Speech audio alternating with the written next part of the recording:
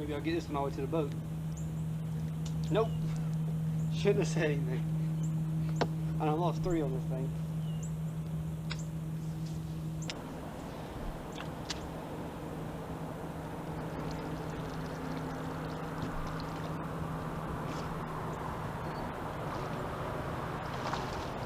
Maybe I'll land one, maybe. Switch colors and look at how they ate it. Little chartreuse. Solid white. Very fun.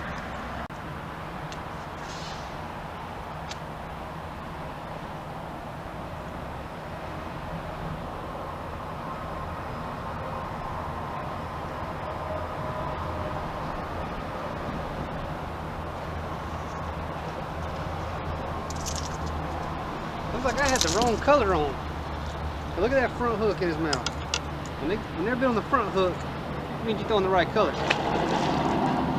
I would have changed colors a while ago, but I didn't think I had my Squarebill box with me.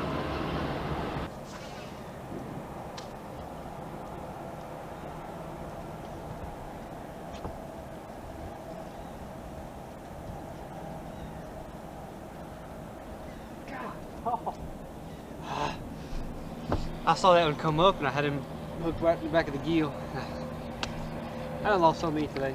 I can tell they're in a negative mood, so I dug a Squarebill out of the rod box. Because usually you can make them react to something like that whenever they, you know, something that deflects a lot. You can make fish that are not really trying to feed, eat it. And that's what's happening, but I keep losing them. Because a lot of times they're not trying to eat it, they'll just get snagged in the lips from the outside of the head or something and you end up losing them. But, oh well.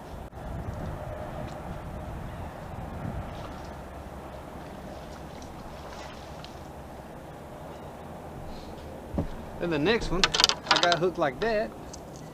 So I mean, how do you know? This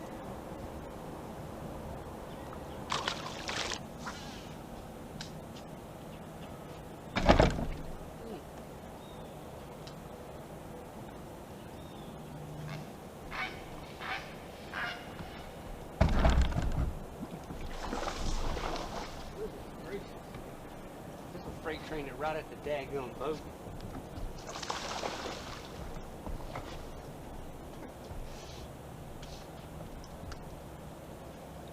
Snatching.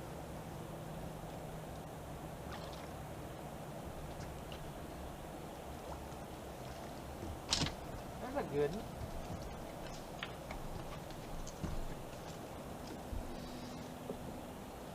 On the old plug. Look how he bit it. That front hook in his mouth. Exactly what you want. Pretty fish, man. They're beautiful. And he was daggum fighting. That was awesome.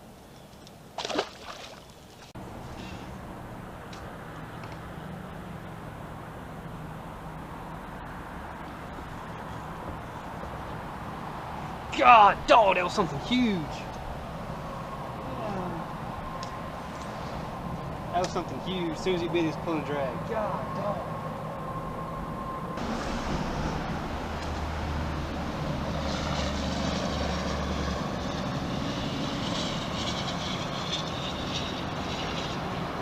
God, dog. Man.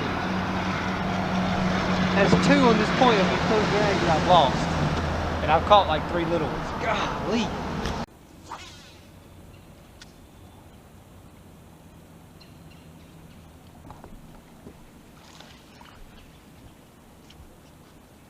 As soon as I hit that tree. Smoked it. Got a little hook funny. Turn. There you go. Still fun.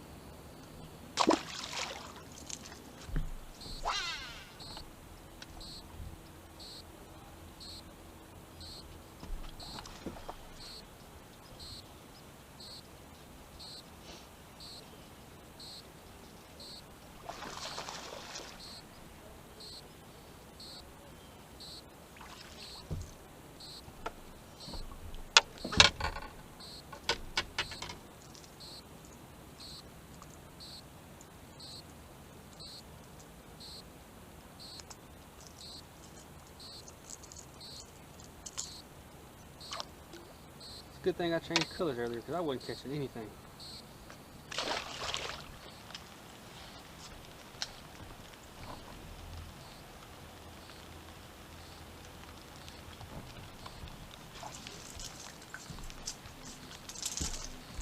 There's a little spot. There's certain areas of this river where I catch a lot of spots and certain ones where I just don't catch any. And obviously, past hour or so I've been in the area where I've caught a bunch of spots. I've caught like 6 or 7. And you just go down a mile or 2 and you won't catch any.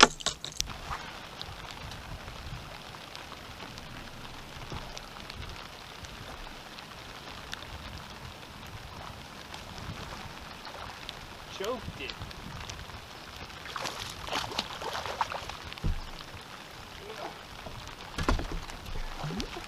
Heck in the water.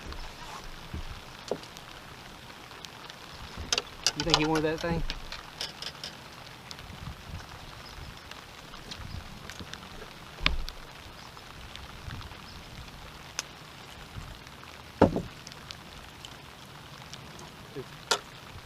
That's why I don't mind getting rained on.